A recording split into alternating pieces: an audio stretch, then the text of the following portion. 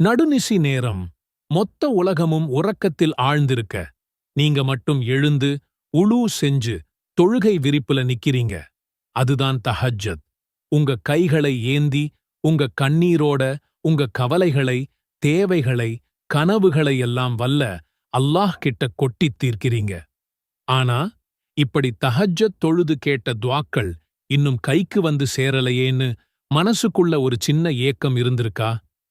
நபி ஸல்லல்லாஹு அலைஹி வஸல்லம் அவர்கள் நமக்காகவே சொல்லிக் கொடுத்த ஒரு சக்தி வாய்ந்த திக்ரு இருக்கு. நீங்க கேட்பதை உங்களுக்கு பெற்றுத்தரக்கூடிய அந்த திக்ரு என்ன? அதை எப்படி பயன்படுத்தணும்னு தான் இந்த வீடியோல பார்க்க போறோம். இந்த முழு பிரபஞ்சத்தோட அதிபதி நம்மள படைச்ச அந்த அல்லாஹ்வே கீழ்வானத்துக்கு இறங்கி வந்து கேளுங்க நான் தர்றேன்னு கூப்பிடுறான். அப்படிப்பட்ட நேரத்துல நாம கேட்கிற துஆ எப்படி நிராகரிக்கப்படும்? ஆனா சில சமயம் நமக்குள்ள ஒரு சந்தேகம் வருது. நான் கேட்டுட்டே தான் இருக்கேன், ஆனா எனக்கு கிடைக்கலையே. என் துஆல எதுவும் குறையா? என் ஈமான்ல பலவீனமா என்று மனசு உடைஞ்சு போகுது. இந்த சோர்வை விரட்டி உங்க பிரார்த்தனையோட வலிமைய பல மடங்கு அதிகமாக்க ஒரு திறவுகோல் இருக்கு. அது ஒரு நபி மீனோட வயித்துல 3 இருள்களுக்கு மத்தியிலிருந்து தன் இறைவனை அழைத்த ஒரு பிரார்த்தனை. அந்த பிரார்த்தனையை செஞ்சுட்டு யார் துஆ கேட்டாலும் அது அங்கீகரிக்கப்படும்னு நபி ஸல்லல்லாஹு அலைஹி வஸல்லம் அவர்கள் சத்தியமிட்டுச் சொல்லி இருக்கிறாங்க. அப்படிப்பட்ட சக்தி வாய்ந்த துஆக்களை அங்கீகரிக்க வைக்கிற அந்த திறவுகோல் எது தெரியுமா?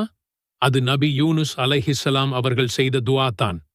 திருக்குரான்ல அல்லாஹ் சொல்றான், மீனின் வயிற்றில் இருந்த அவர் இருள்களிலிருந்து லா இலஹ இல்ல அன்த சுப்ஹானக இன்னி குன்து மினல் ظالمين. துஆவின் பொருள், உன்னைத் தவிர வணக்கத்திற்குரிய நாயன் யாரும் இல்லை. நீ மிகவும் தூய்மையானவன். நிச்சயமாக நான் அநியாயக்காரர்களில் ஒருவனாகிவிட்டேன். நபி ஸல்லல்லாஹு அலைஹி வஸல்லம் அவர்கள் கூறினார்கள். மீனுடையவர் யூனுஸ் நபி மீனின் வயிற்றில் இருந்தபோது செய்த பிரார்த்தனை. எந்த ஒரு முஸ்லிம் எந்த ஒரு விஷயத்துக்காகவும் இதைக் கொண்டு பிரார்த்தனை செஞ்சாலும் அல்லாஹ் அவருடைய பிரார்த்தனையை அங்கீகரிக்காமல் இருப்பதில்லை. திர்மிதி. இன்னொரு அறிவிப்புல நபி ஸல்லல்லாஹு அலைஹி வஸல்லம் அவர்கள், அல்லாஹ் மேல சத்தியமா ஒரு நம்பிக்கையாளர் இந்த துஆவக் கொண்டு பிரார்த்திச்சா அவர் கேட்பதை அல்லாஹ் அவருக்கு கொடுப்பான் என்று சொன்னதா வருது. கொஞ்சம் சிந்திச்சுப் பாருங்க. நபி ஸல்லல்லாஹு அலைஹி வஸல்லம் அவர்களே அல்லாஹ்வின் மீது சத்தியம் செஞ்சு சொல்றாங்கன்னா அந்த வார்த்தைகளோட வலிமையும் உண்மையும் எவ்வளவு ஆழமானதா இருக்கும். இந்த திக்ரோட மகத்துவத்தை முழுசா புரிஞ்சுக்க நபி யூனுஸ் அலைஹிஸ்ஸலாம் அவங்க இருந்த அந்தச் சூழலை நாம கற்பனை செஞ்சு பார்க்கணும். அவங்க ஒரு இருள்ல இல்ல, 3 இருள்கள்ல சிக்கியிருந்தாங்க. கடலோட மேல்பரப்பே இருட்டா இருக்கும். அப்போ அதோட ஆழம் எப்படிப்பட்ட இருட்டா இருந்திருக்கும்? இது எல்லாமே நடந்தது பகல்ல இல்ல, கும்மிருட்டான இரவுல. இந்த 3 அடர்த்தியான நம்பிக்கையே இல்லாத இருள்களுக்கு நடுவுல இருந்துதான் அந்த வார்த்தைகள் பிறந்ததுதான் அந்த துஆ. நம்ம மனித அறிவுக்கு அந்த நிலைமையிலிருந்து தப்பிக்கிறது சாத்தியமே இல்லாத ஒண்ணு. ஆனா நபி யூனுஸ் அலைஹிஸ்ஸலாம் அவங்க வேற எந்த மனுஷன்கிட்டையும் உதவி கேட்கல, எந்த பொருள் மேலையும் நம்பிக்கை வைக்கல. நேரடியா அல்லாஹ்வோட பேசினாங்க. இப்போ மிக முக்கியமான கேள்விக்கு வருவோம். இந்த சக்தி வாய்ந்த திக்ரை தஹஜ்ஜத் தொழுகையில எப்படி பயன்படுத்துறது? தஹஜ்ஜத் தொழுகையோட சுஜூத் ஒரு அடியான் அல்லாஹ்வுக்கு மிக நெருக்கமா இருக்கிற இடம். உங்க நெற்றி பூமியில படுற அந்த பணிவான நிலையில சுஜூத்தோட தஸ்பீஹ்களை ஓதினதுக்கு அப்புறம் இந்த திக்ரை ஓதுங்க. இதை 3 முறை, 5 முறை, 7 முறைன்னு உங்களுக்கு எவ்வளவு முடியுமோ அவ்வளவு ஓதலாம். அதுக்கப்புறம் உங்க சொந்த தேவைகளை உங்க தாய்மொழியிலேயே உங்க சொந்த வார்த்தைகள்ல அல்லாஹ் கிட்ட கேளுங்க.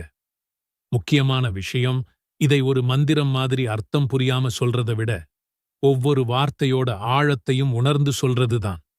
உங்க இயலாமையை உணருங்க, அல்லாஹ்வோட மகத்துவத்தை உணருங்க, உங்க பாவங்களை நினைச்சு வருந்துங்க, கண்ணீரோட கேளுங்க. நிச்சயம் மீனின் வயிற்றிலிருந்து தன் நபியை காப்பாற்றிய இறைவன் உங்க கவலைகளின் இருளிலிருந்து உங்களையும் காப்பாற்றுவான்.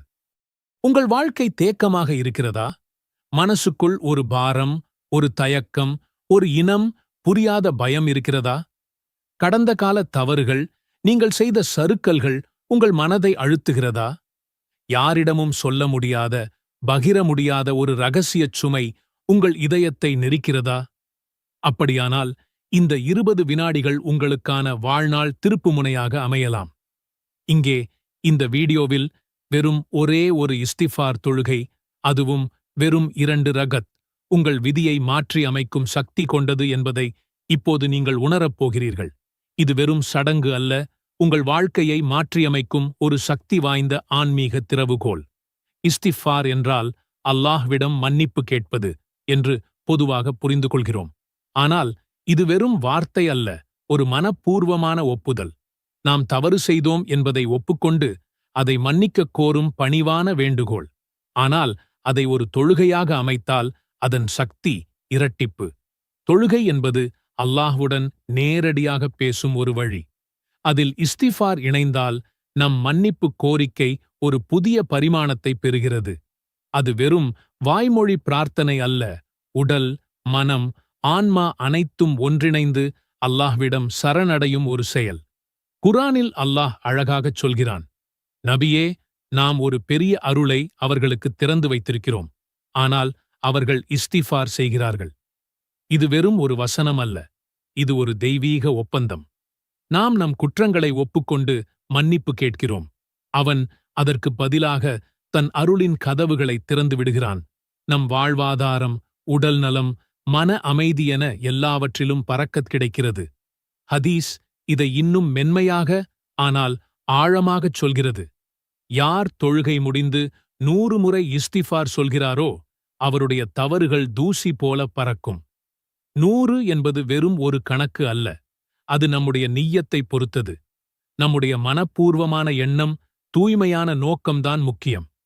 2 ரகத் தொழுகையில் நாம் நிய்யத்தை உறுதியாக வைத்து பிறகு மனமுருக மன்னிப்பு கேட்டால் அது 100 முறையை மிஞ்சும். நம் இதயத்தின் ஆழத்திலிருந்து வரும் ஒரு உண்மையான இஸ்திஃபார் ஆயிரக்கணக்கான வாய்மொழி இஸ்திஃபாரை விடச் சக்தி வாய்ந்தது. இதன் பலன் என்ன? பாவ மன்னிப்பு, நம் ஆன்மா சுத்திகரிக்கப்படுகிறது. ரிஸ்க் அதிகரிப்பு, நம் வாழ்வாதாரத்தில் பரக்கத் ஏற்படுகிறது. எதிர்பாராத வழிகளில் செல்வமும் வாய்ப்புகளும் வருகின்றன. மன அமைதி, நம் உள்ளத்திலிருந்த குழப்பங்கள் நீங்கி நிம்மதி குடிகொள்கிறது. குடும்பத்தில் பரிவு, உறவுகளில் பாசமும் அன்பும் பெருகும்.